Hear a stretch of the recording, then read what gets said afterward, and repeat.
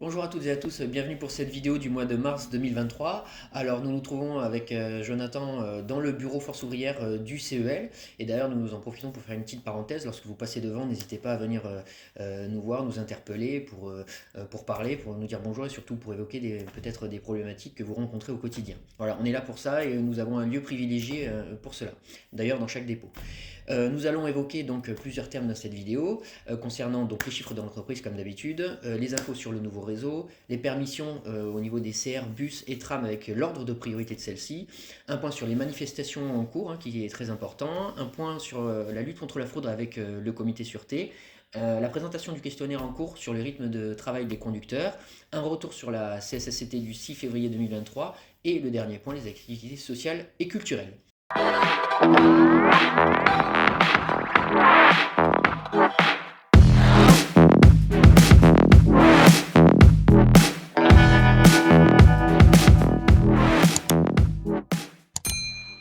Donc premier point, les chiffres de l'entreprise. Alors comme à chaque vidéo nous vous les donnons, donc au mois de février 2023, il y a eu 2790 salariés, 1827 effectifs présents à la conduite, 28 conducteurs tram, 10 conducteurs contrat pro et apprentis, 47 PMR, 278 ouvriers, 74 employés, 458 maîtrises, 68 cadres, 2525 temps complets, 155 temps partiels dont 117 conducteurs, 110 contrats suspendus dont 92 hors effectif.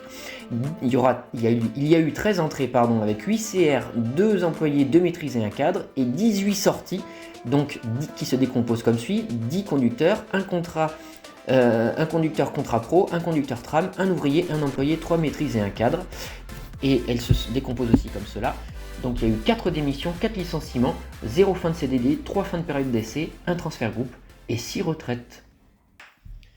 Deuxième sujet de cette vidéo, la présentation du nouveau réseau. Alors, suite à notre demande par courrier, la nouvelle présentation du réseau a été effectuée en CSE Extra du 13 mars 2023 avec un premier classement qui est en cours jusqu'au 17 avril 2023 sur MyKBM et il est accompagné sur ce site d'une foire aux questions.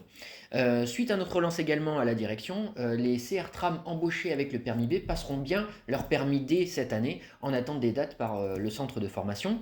Autre chose au niveau de la DMP, l'accord d'astreinte a été signé par l'ensemble des organisations syndicales et les élections des futurs élus du prochain conseil d'administration se fera par vote électronique entre le 28 avril et le 5 mai 2023. Alors c'est important parce que cette élection, elle est importante limite plus que les élections professionnelles car en faisant partie du conseil d'administration, nous avons connaissance en amont des futures problématiques du réseau bordelais et ce qui nous permet d'être réactifs sur les combats à mener. Sujet suivant, les permissions des conducteurs bus et tram et surtout leur nouvel ordre de priorité. Alors ce qui se passe, c'est que nous avions alerté lors de notre dernière vidéo que les demandes de permission des conducteurs bus et tram étaient compliquées voire impossibles le week-end. Suite à nos remarques, nous apercevons une légère amélioration dans ce domaine, mais cela reste toujours insuffisant. Nous restons donc vigilants et nous continuons de travailler sur ce point. En prolongement justement de ce point, nous vous laissons le nouvel ordre de priorité des permissions qui remplace l'ancien ordre de priorité du 18 janvier 2017. Alors vous voyez, nous nous retrouvons en pleine manifestation en cette journée du 28 mars 2023. Nous sommes forcément impliqués dans cette réforme puisque nous ne voulons pas qu'elle passe. Comme nous l'expliquions dans nos précédentes vidéos, le personnel de conduite en première ligne va être impliqué et il faut absolument se battre pour ne pas qu'elle passe. Donc vous l'avez vu lors de nos précédentes manifestations, lorsqu'on est nombreux, nous faisons entendre, donc là c'est la même chose. Plus nous serons nombreux, plus nous ferons entendre et nous vous invitons sincèrement à venir rejoindre nos rangs, les faire grossir et surtout que nous soyons tous impliqués contre cette réforme. Voilà, et nous passons au prochain sujet. Autre point important de cette vidéo, un retour sur la lutte contre la fraude et le comité sûreté. Donc lors du comité sûreté du 27 janvier 2023, nous avions pu remarquer une augmentation notable des atteintes des personnes, des voyageurs, du nombre de plans de sûreté et des risques voyageurs. Donc vous êtes nombreux à sentir cette insécurité et ces incivilités monter en puissance au sein du réseau. Donc la direction s'est donnée de revoir ses objectifs pour la nouvelle DSP avec une augmentation de VP de 5 agents en 2023 pour atteindre les 74 agents au sein de l'entreprise et 5 autres agents courants 2026 pour atteindre 79 agents.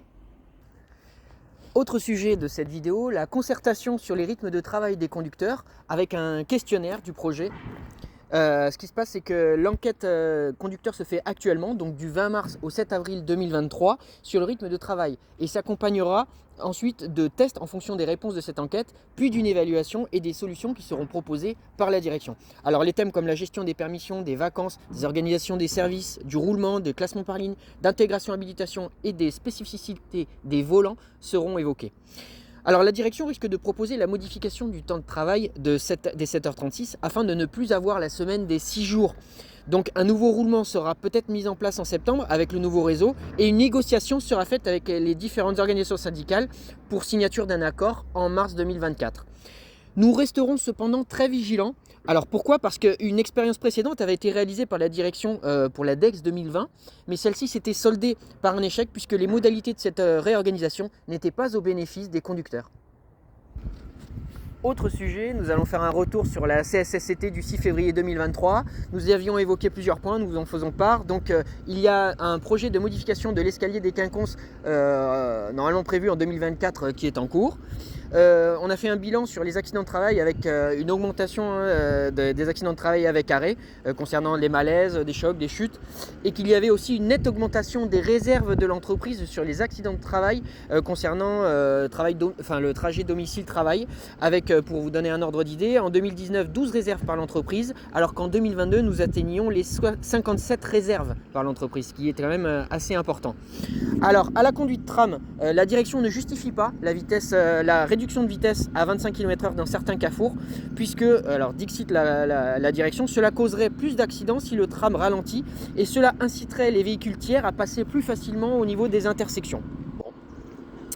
Il y a une note de service au niveau du tram qui existe, qui concerne les portes de service, puisque si une des portes de service se retrouve condamnée, la rame devra rentrer obligatoirement au dépôt. Un autre point concernant les extincteurs, donc il est mis en place une réserve d'extincteurs au CEL de 30 extincteurs et de 15 à l'escure. Et nous vous informons qu'aussi qu'un tuto d'utilisation sera fait maintenant en FCO, mais en vidéo, pas en pratique. Et dernier point de cette CSSCT, nous déplorons de nouveau qu'un retard est à prévoir sur l'habillement. Alors c'est pas nouveau, mais si vous vous trouvez dans cette situation de manquer des vêtements et que vous recevez des remarques de la direction, nous vous invitons à venir nous contacter afin de vous défendre. Voilà, donc dernier point de cette vidéo, les activités sociales et culturelles de l'entreprise. Alors, nous vous parlions dans nos précédentes vidéos qu'il était mis au niveau du CSE des voyages. Ça a été un succès puisque sur les 254 places prévues, il ne reste plus que 8 places. Donc voilà, nous invitons à aller vous manifester pour les dernières places restantes. Autre point concernant la restauration, donc la convention avec Régaz n'a pas été signée pour accéder à leur cantine depuis le dépôt Vaquier, puisque le prix de 9 € était jugé trop élevé. Et encore la restauration, autre point concernant la restauration, donc l'écologie, à compter du 1er avril, l'impression des tickets de cantine se fera obligatoirement à la demande. Voilà, donc nous arrivons à la fin de cette vidéo du mois de mars 2023. Nous vous remercions pour l'intérêt que vous avez manifesté durant celle-ci et nous espérons qu'elle a répondu à la plupart de vos attentes. N'hésitez pas à la commenter et surtout à la faire partager, c'est important pour les autres collègues qui ne pourraient pas avoir accès à cette vidéo. Et nous vous donnons rendez-vous à la prochaine vidéo du mois d'avril. Voilà, bonne journée!